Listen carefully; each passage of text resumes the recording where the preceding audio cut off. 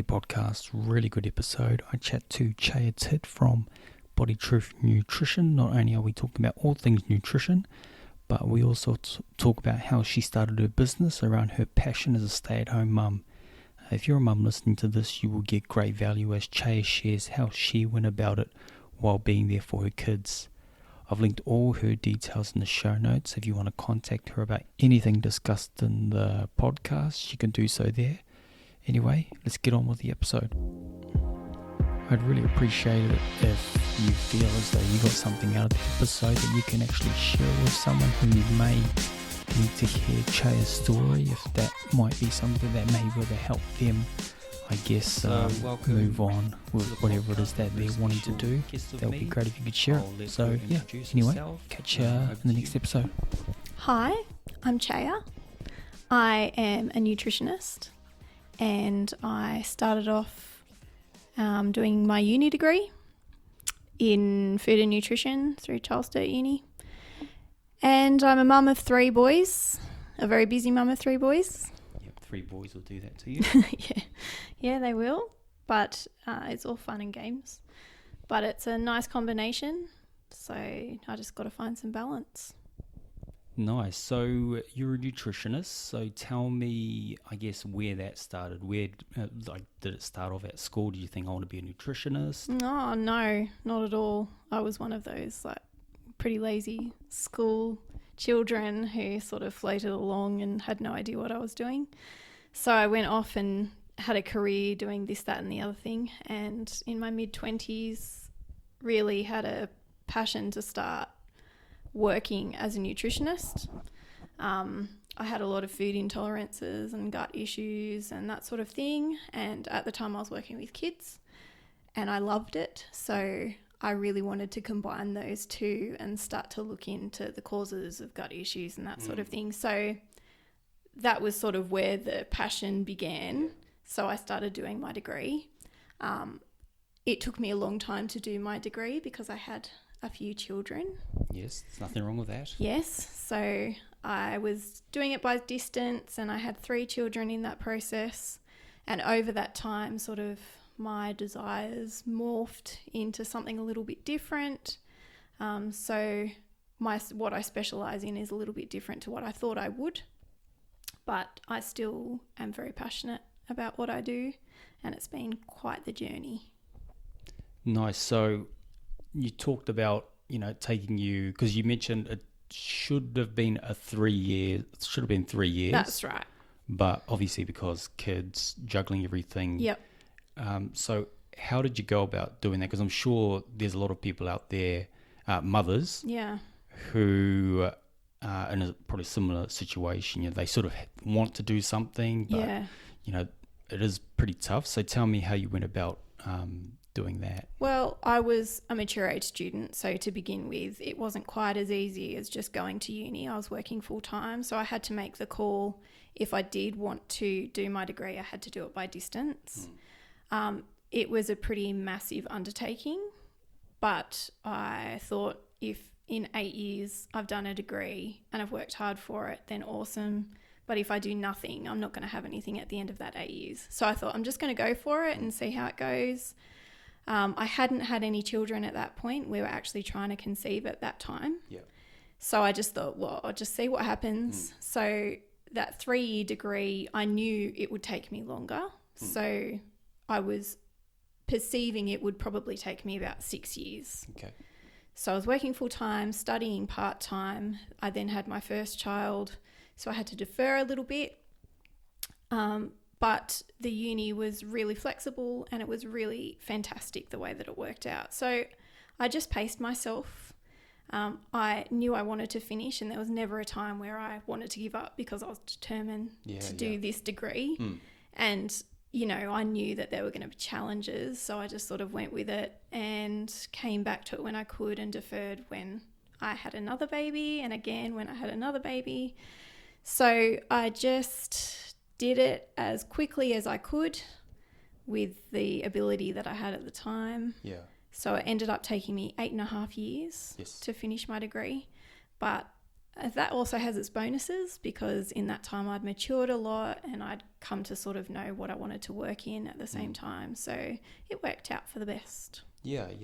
So sorry, you said even as you had more children, the plan never really changed for what you were looking to achieve to get that degree. Yeah, that's right. So I think from the outset, I had it firmly in my head that I wanted to finish my degree.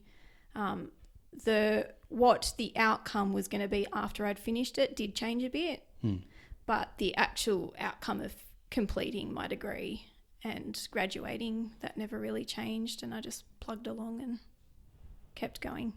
That's good, because I guess such a long period, 8 years, we're talking, I guess a lot of us would probably maybe, get to year 2 or 3 and probably just be like, you know what, this is just, I'm having more kids or whatever. I guess, where did you get the motivation to proceed? Because as I said, 8 years is a very long time. It is a long time to be doing studying. Look, I would say there was a lot of blood, sweat and tears involved. And I did say there was never a time I wanted to give it up, and that's totally true. But there were definitely times where I wanted to throw in that assessment and not care, and just, do the parenthood thing and not worry about study in the back of my mind. But I am of the personality, I'm just really determined. And I think from when I began the degree, I was so determined that I was going to finish this no matter what. When I get something in my head, it's very hard to change my direction. No, that's good. So probably grit and determination. Yes. A lot of late nights and no sleep and exhaustion and all that sort of thing. But you get to the end of that and go, I did it. And, it was hard, but I've achieved something huge. Yeah, I guess a lot of people, they really want things in life, but they're not willing to make the sacrifices that are required, and they're not willing to, I guess, commit the time and even persevere, have the patience to get what it is that, what they want to achieve. And it sounds like you've done that, very good. Yeah. And you've come out the other end pretty good as well. Yeah, well, there are a lot of nutrition courses that you can go for 6 months and do this really quick course, which doesn't give you credentials and it doesn't cover what you need to do to become a nutritionist.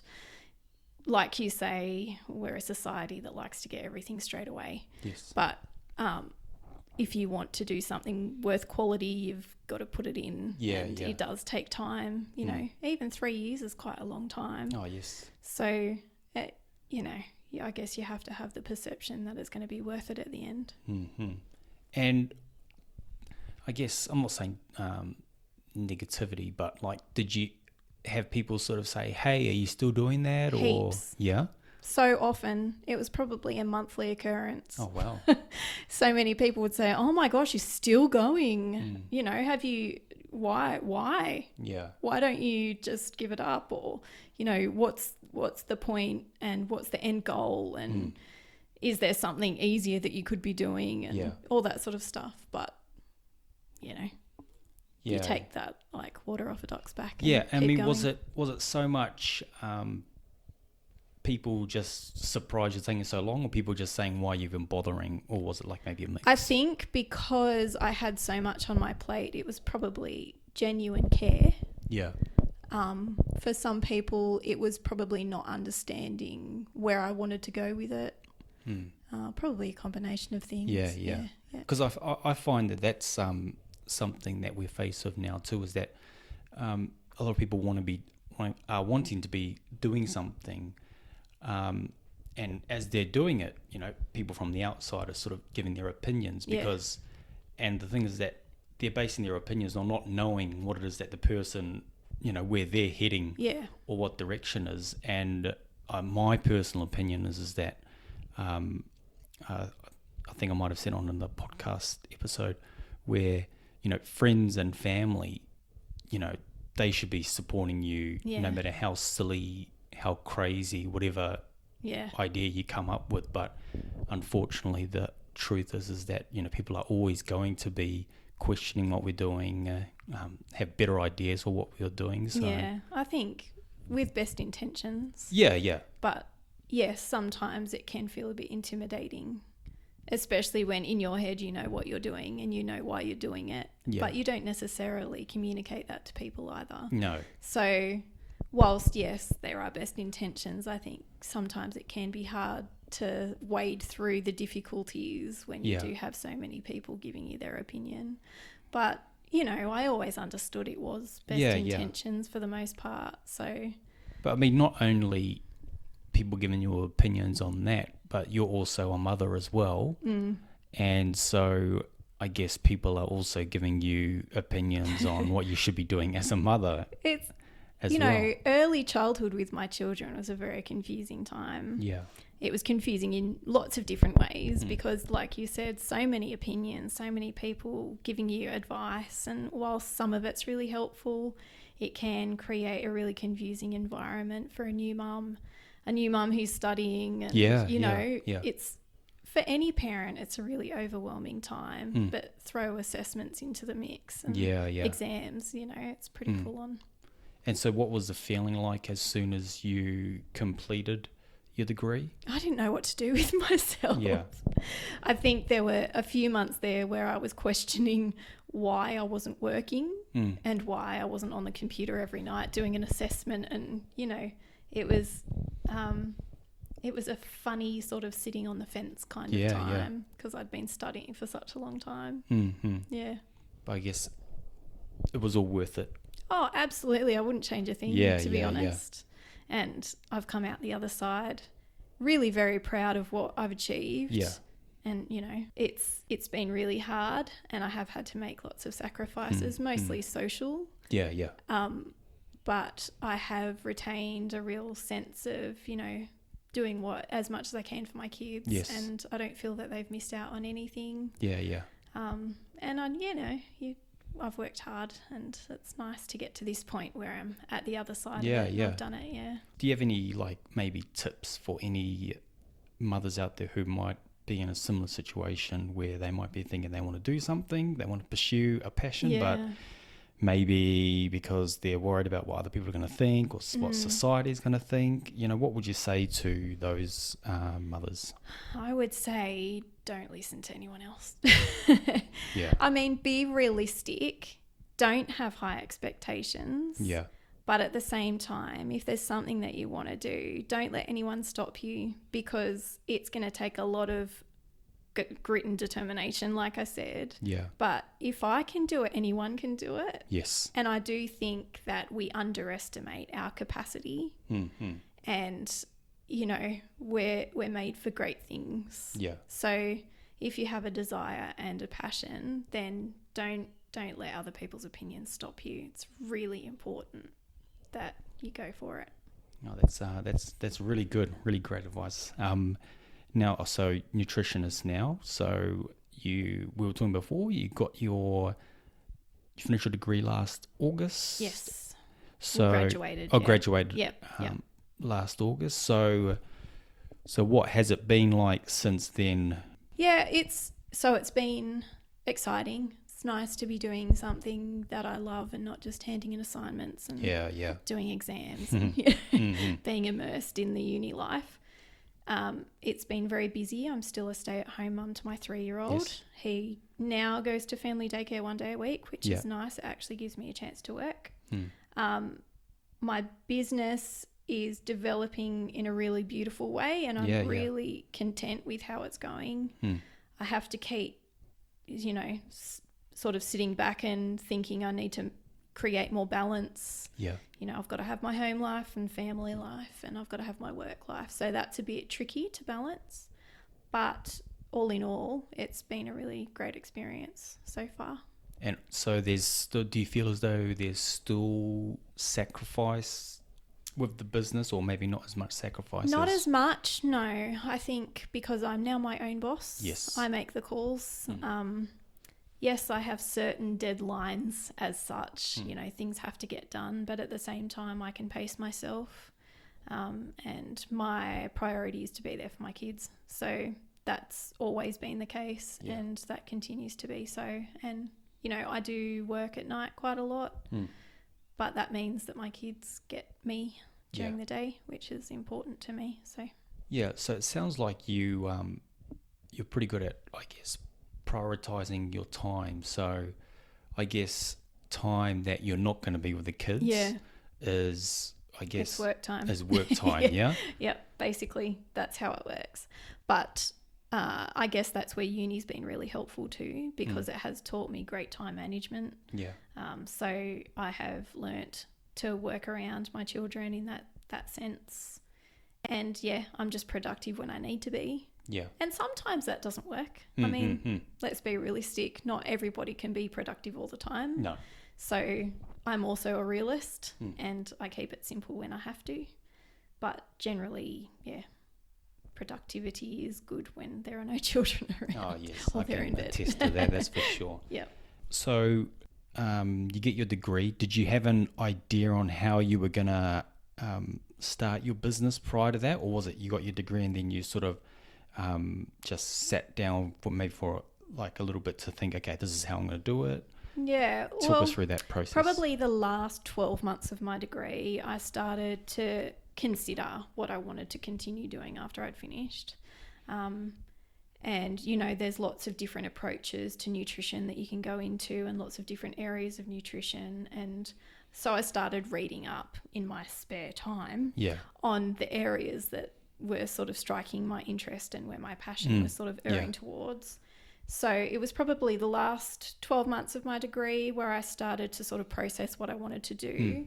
And once I had finished the studying part and in between studying and graduating, I sort of started to develop my mind map type thing. Started to think about how I wanted to do it and how I wanted to consult and where I was going to do that and that sort of thing. But I didn't really start until a few months after I graduated. Yeah. Really. I just sort of gave myself time to ease out of the uni space. Yeah. Gotcha. So then the business, tell us about how you came up with the name for the business and just the process from getting it started sort of to where it is now.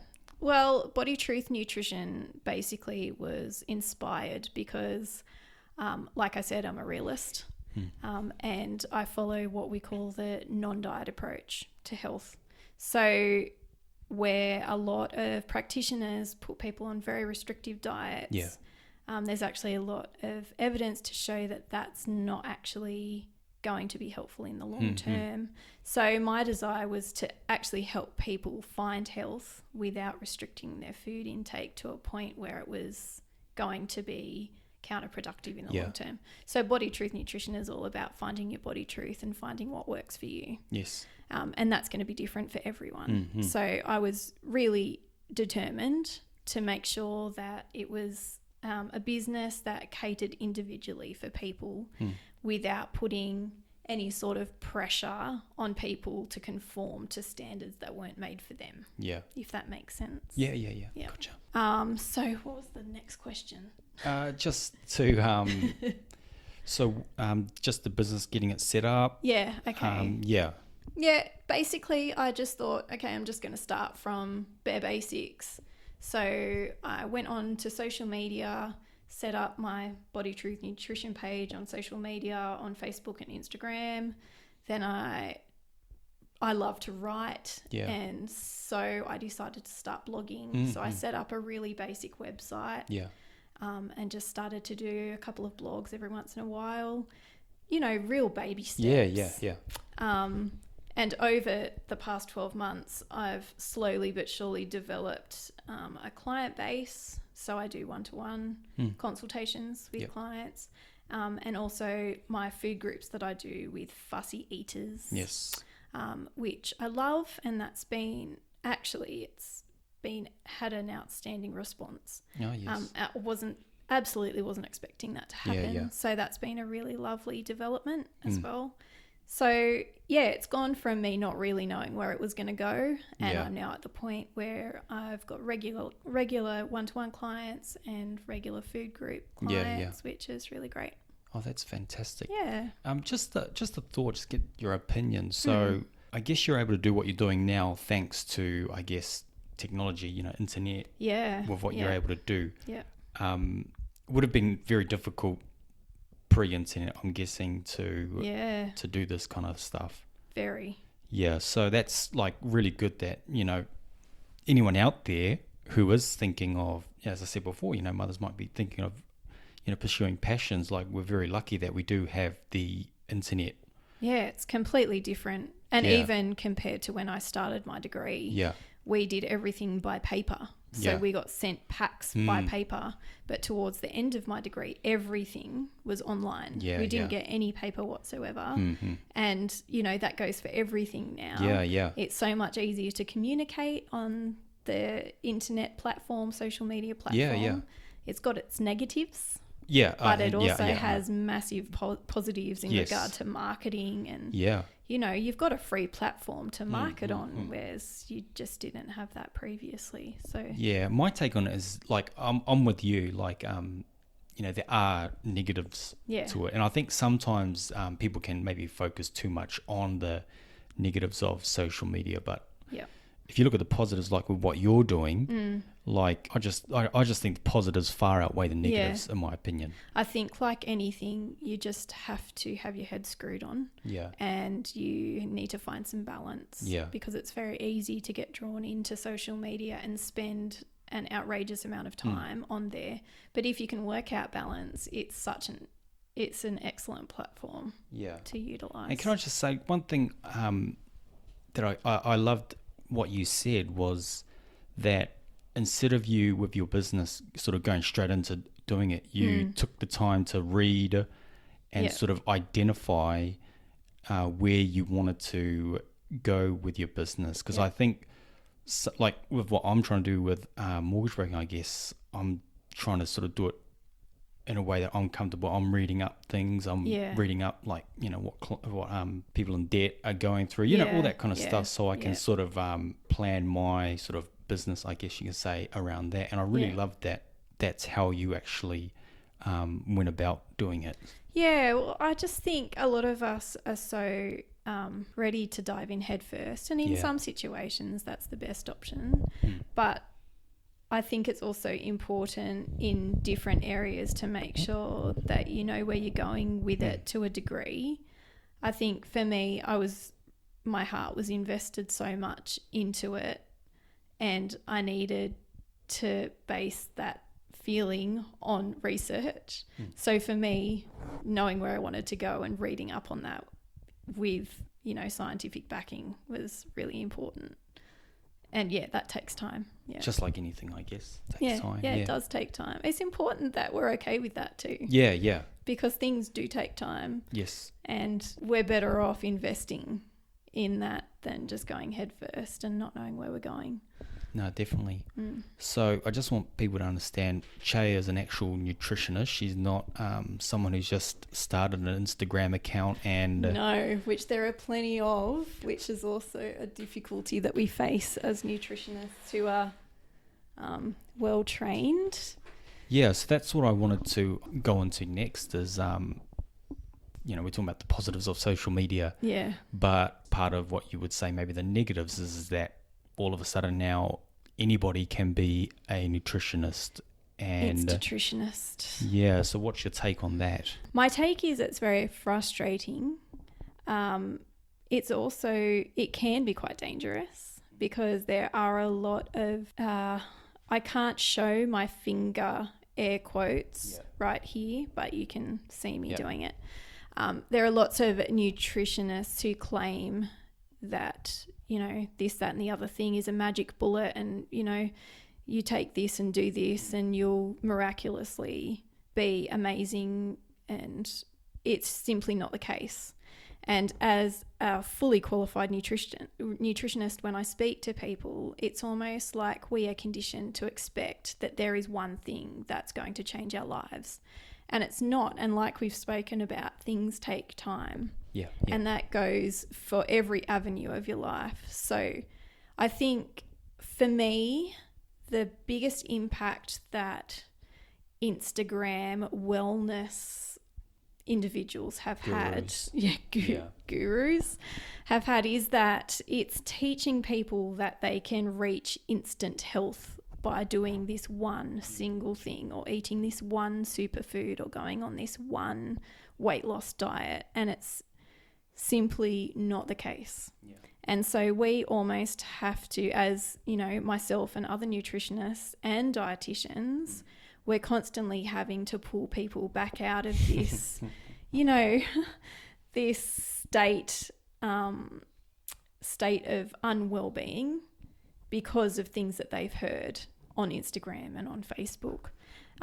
It's quite difficult to be a professional in this area because everyone is a professional in this area on social media. And, you know, there are people who know some things and they've had personal experiences and they want to share that, and absolutely fair enough. Yeah. But it's really important that people understand that, you know, in the area of nutrition, it's really important that you do get professional advice. Yeah. And be very careful what you listen to. Be very critical, because anybody can tout anything on Facebook and Instagram and, you know, all those sort of social media platforms. You know, for the person giving the information too, for them, like, I guess it's almost like nutrition seems to be an easy way of quick money for some people, I'm thinking, or, you know, all these gurus on Instagram and whatever. Well, especially influencers. Yeah. So the whole process of an influencer is so that they can earn money on Instagram. So they're obviously going to go to lengths to sell products or to get people following them. And that doesn't exactly mean that they know what they're talking about. It can mean that they're just doing it for the money. Part of that too is the body image. You know, a guy, The before abs, and afters. you know, like, hey, you know, you look like this. Yeah. Same with the female version as Yeah. well.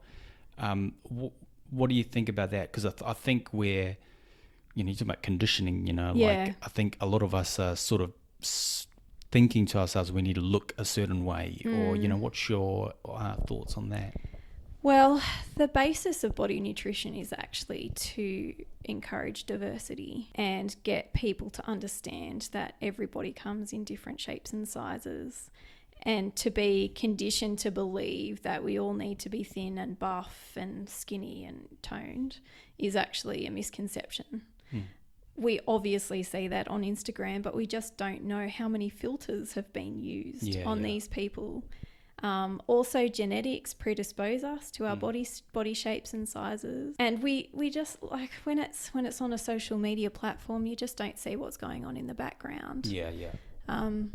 So without going into too much detail, there's a lot of disordered eating that goes on behind these pictures of perfect bodies, and it's really important that we sort of end the stigma on this is how we have to look, because it causes more problems than it's really worth. So before and after images and selfies and that sort of thing can be quite detrimental, and it's more important that we focus on diversity and working around how we can change people's perceptions.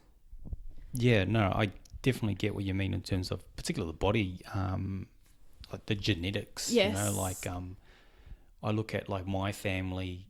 I've got three brothers. So I'll just use them as an example. So two of them can basically eat whatever they want and stay skinny. And myself and my other brother, we need to be exercising, because as soon as we stop exercising and keep eating, like, we balloon out. Yeah. You know, so it's as you said, you know, like, just genetics is a part of it. And I think a lot of people that are drawn in by these people on social media, they don't tend to think, even though they've got that body, I may not actually be able to achieve that. Yeah. And we have this preconception that a thin toned body is the best body, but in fact a healthy body, who is somebody who, you know, moves their body, and somebody who eats a nourishing diet and, you know, is emotionally well. That's the most important thing. We're very, in the Western society, we're very looks based. It's very aesthetic based. So changing that perception to me is really important. And yeah, you know, everyone's so different. So what works for one isn't going to work for another. You just got to go based on what's good for you. Yeah. So whatever. Yeah, exactly. Whatever feels comfortable, because you think about the amount of people that try diets and whatnot, and the amount of them that just fail like within 1 or 2 weeks. Yeah. They're obviously doing something that their body isn't comfortable with or suited to their, I guess, there's a lot of there's a massive psychological component involved in dieting as well. So it's not only your physiological body, but your psychological health that's involved in a diet, and it can be quite a cyclic issue, which isn't helpful. So to understand your genetics, to understand what a healthy body is more important than focusing on a size and a waist circumference and that sort of thing. Yeah. So now these days, everyone's on the go. We're in a rush. We've got so little time. Yeah.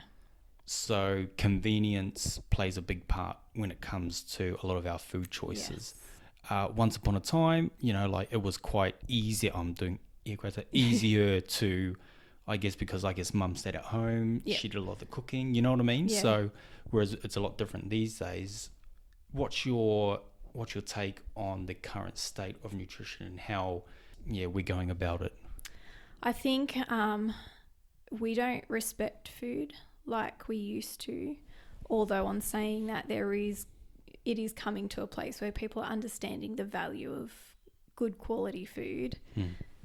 There's a place for convenience foods, absolutely. I'm a mum of 3 boys. Yes. I know that firsthand. But at the same time, I do believe that people need to sort of stop and listen to their body's needs and heed those needs and actually put time aside to pay attention to the foods that they're eating.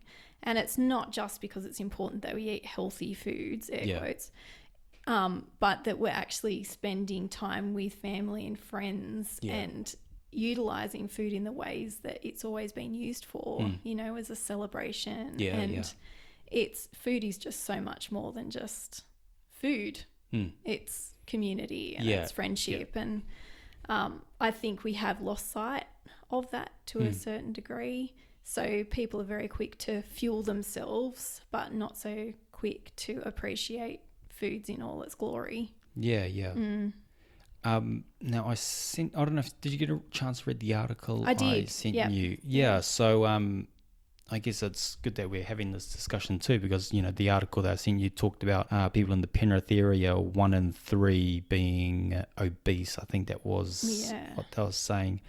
I mean, first of all, the measurement of obesity, because I remember I just went online very quickly, you know, to do your mapping of, I forgot what it was, and it sort of told you whether you're at a good weight or whatever, and it said I was obese or something like that, right? It's keep talking. So or is that actually like definitely where we're heading, like we are actually becoming obese? Our diagnostic criteria of what you say obesity has changed. So your BMI of what BMI I was trying to talk about before. So that's changed over the past sort of 50 years. I'm not going to use the word obesity too much because it's a bit of a confronting word. Yeah, definitely. But I'd probably say bigger bodies. Yes, of course, there are a lot more people living in bigger bodies today because of sedentarism. We're sitting down a lot more. We're not moving around as much as we used to. Yes, our food intake is very different to what it used to be. But I also feel quite strongly that there's been such a push for weight loss and to fit into lower BMI categories for such a long time now. It's sort of bitten the government on their bottom. Maybe that's a nice way of saying it.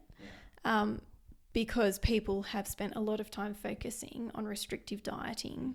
And in the research, it does actually show that people who try and lose weight by going on restrictive diets end up gaining more weight in the long term. So that combined with our lifestyles means that there's going to be more bigger bodied people around. I think if we can focus more on advising people to start moving more and to start enjoying food and eating and spending time investing in their food choices, then we might see a better outcome.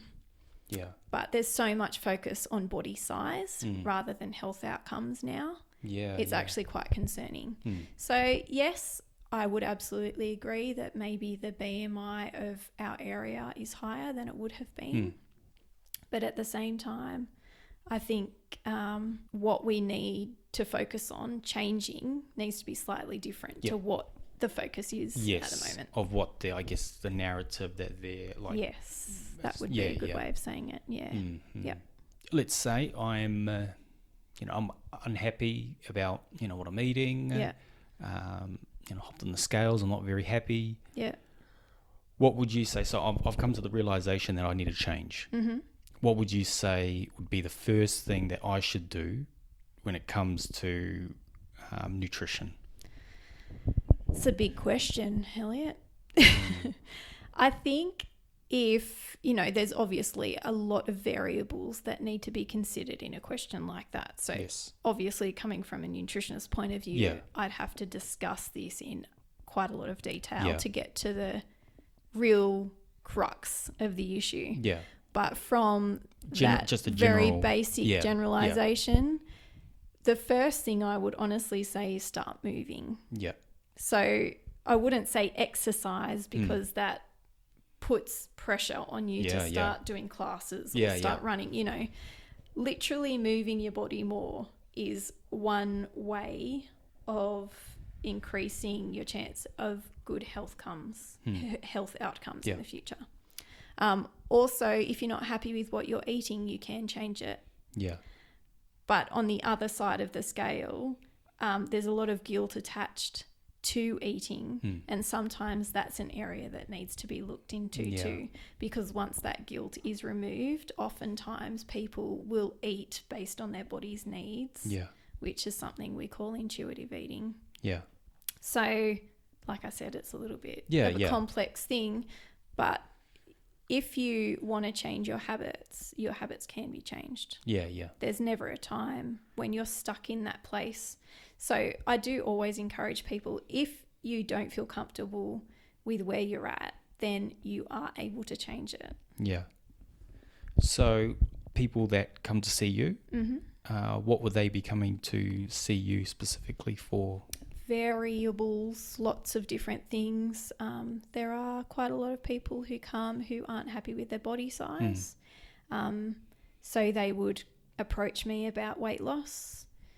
There are some people who aren't happy with their food intake and they want that to change but don't know how to do that. Yeah. So they do that.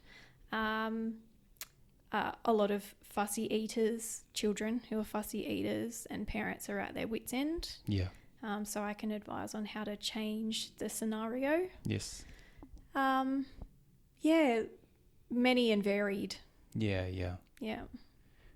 Cool. So I think I've covered off on everything that I wanted to cover off on. Thank you so much. Very informative and just some really good tips in there as well, not only from a nutrition point of view, but also from being a mother, trying to do the big juggling act. Trying to balance it all. Yeah. So, Chaya, thank you so much for coming on the podcast. You're welcome. And, thank you for having me. Yeah, no worries. Thank you.